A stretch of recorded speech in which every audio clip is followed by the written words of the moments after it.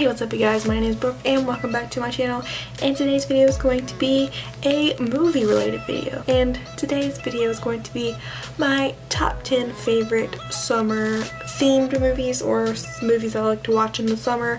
Most of these have like a summer theme or something that reminds me of summer. I'm just going to tell you a little bit about the movie, why I think you should watch it in the summer. These aren't going to be in any particular order, these are just 10 movies that are definite must-watches on my list for the summer. So the first movie I'm going to talk about is one that everybody probably has seen already, and that's Jaws. And the poster will be here. And in Jaws, this woman is attacked and killed by a shark while she's swimming in the beach at night.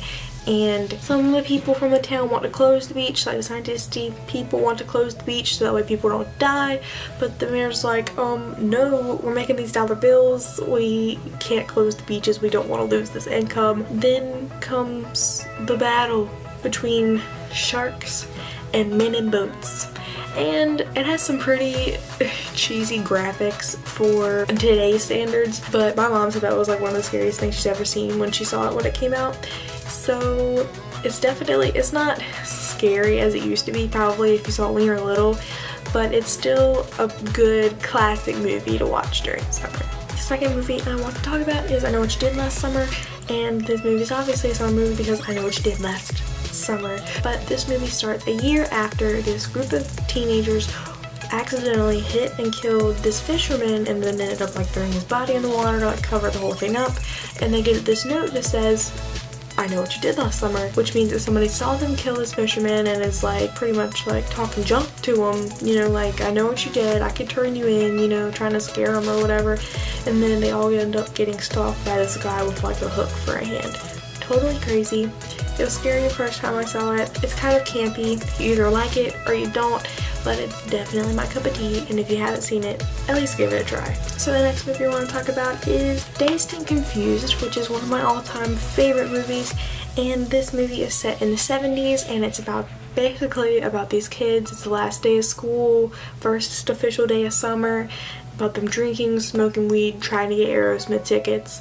I mean, honestly. So it kind of follows these upcoming freshmen that are trying to avoid the hazing by the upcoming seniors for the next school year, and it also follows these other group of kids that are on the football team, and they're being asked to abstain from, you know, like drinking and drugs and stuff. And there's like this big, you know, after like first day of summer party, and it's just one of those like coming of age movies that's like really awesome.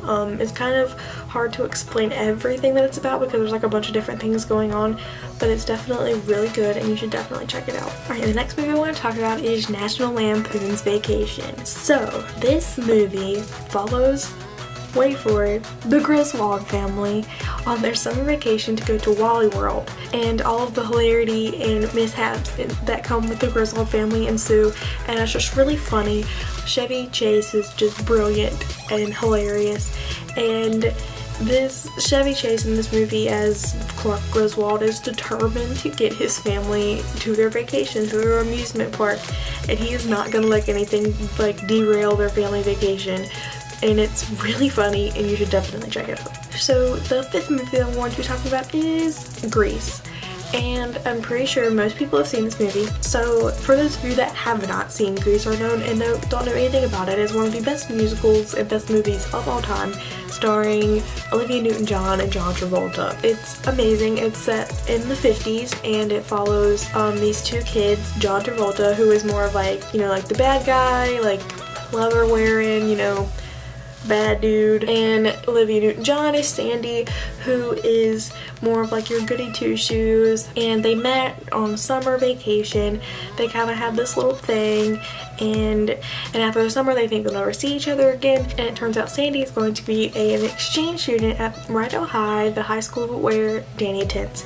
And it's about them and their relationship and trying to cross these like clique lines, like their groups, because you know Danny's in the bad boys, Sandy's new, she's kind of struggling to see where she fits in, and then they're trying to see how their relationship could work, if it can work, if it can't, whatever. Great movie, definitely watch it if you have not. Okay, so this next movie I'm going to be talking about is The Goonies, which is one of the best movies ever, okay? The Goonies starts off when two brothers find out that they're about to lose their house because their family doesn't have enough money to pay for it, and this kid and his friends want to find a way to try and find money or a treasure or something to help them keep their house, which is understandable, right? Well, they find this treasure map and they are like trying to like track down this treasure, and it's super funny, and they also have to elude these bad guys, like these treasure hunters who do some pretty nasty stuff and want the treasure too. So it's very interesting what unfolds, and if you haven't seen this classic movie, you definitely need to check it out. P.S. Chunk is the best character in the entire movie, just saying. Okay, so the next movie brings us back to the horror side of the spectrum, and that is Friday the 13th. So Friday the 13th is a summer movie because it follows a summer camp and counselors and stuff, and this movie basically is these group of teenagers as counselors trying to reopen this abandoned campground years after it was shut down because the counselor got murdered, and they're trying to open it up, and some funky stuff is going on, and these counselors are getting killed, people are getting murdered, and they're trying to figure out what's going on, who's behind it. And again, this is one of those things, you either like it or you don't. I think it's cool. I think it's good. It's kind of gory, but it's definitely worth watching, and make sure you watch the original 1980 version. While I do like the new version, you just can't beat the classic 1980 version. You can't beat the classics of that. Halloween, none of these scary movies can beat the classic ones. Just don't even try. Alright you guys, the next movie on my list is Ferris Bueller's Day Off, which is kind of summery, but like kind of not, but it kind of falls in this category. But anyway, this movie follows Ferris Bueller as he attempts to cut class one more time before he graduates. He wants to make an entire day of cutting class and having fun, and he proceeds to do so with his two friends, all while he's being chased by his principal, who's trying to catch him in the act of skipping, because Ferris is a pro at skipping class. So it's very funny, very wholesome, just hilarious. Matthew Broderick is great. Ferris and his friends get involved in like a parade, they go to a museum, they do all sorts of crazy stuff that, you know, none of us will probably ever really get away with in real life, but it's definitely fun to watch. Definitely check out that movie if you have not. Alright you guys, we got 2 more movies, and then we'll be done with my top 10 favorite summer movies. So the next movie on this list is My Girl, which is a funny and heartbreaking movie about this little girl named Veda who is very morbid and different, which is understandable because her mom has passed away and her dad runs a funeral home, and people really pick on her a lot, so she has a couple of reasons to be down and out. And on the other side of things, she has a huge crush on her English teacher, and it's just a super cute movie and wholesome. It follows her and her best friend as they kind of, you know, romp around and do little things that 10-year-olds do, and it's just fabulous. And this movie will make you laugh and it will make you cry, and it's just literally everything, and you have to watch it. And the last movie on my list of top 10 favorite summer movies is The Sandlot.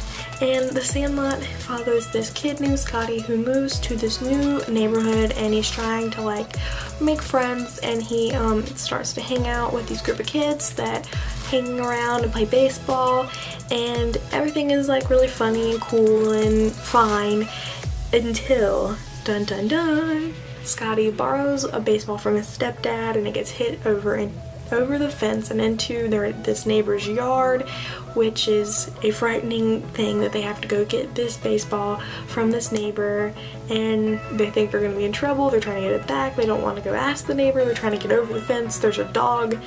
It's hilarious. Like, it's funny as all get out, and it's also very wholesome as well. There's a lot of wholesome movies on this list, and you should definitely check it out. It's such a great movie. Definitely go watch it. Alright you guys, well I hope you enjoyed my top 10 favorite summer movies, and let me know some of your favorite movies to watch in the summertime down below, and let me know what you think about some of the movies that I listed. Did I forget any really good ones? Suggest me some movies down below. And that's it for this video, guys. Thanks for watching. Until the next video.